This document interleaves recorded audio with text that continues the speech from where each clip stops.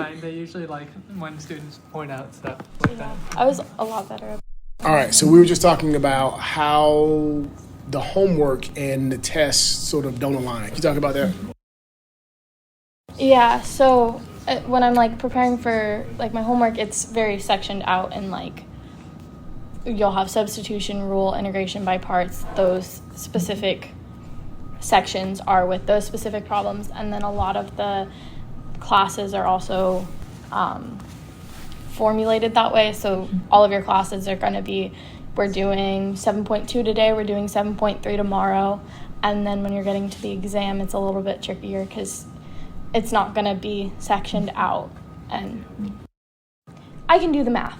I know what I'm doing when I'm doing the math. I can do my derivatives, integrals, throw whatever it is at me, I can figure it out.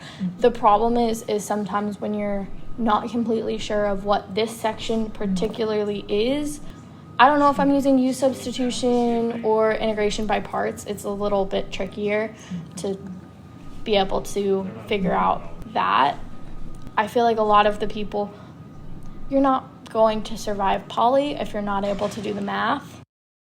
Yeah, and I think that the professors are trying to go for making you figure out which problem you're going for, but I think if that's the goal in the exam, a lot more of the prep should be that way. My professor had done like 1 or 2 problems where we weren't totally sure, but for the rest of our review, it would have been, here's exactly the section, here's what the problem's going to be, what you're generally going to have to use for it.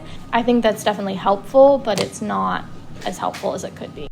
Definitely the biggest issue is figuring out which direction to take the problem. Once they know how to solve the problem, they can absolutely do it every single time. They just need to figure out which method to use to solve each problem. Mm-hmm. So it's the second thing that you were saying earlier, the one about figuring out which concept, I think it was, that each problem entails. Great. Yeah.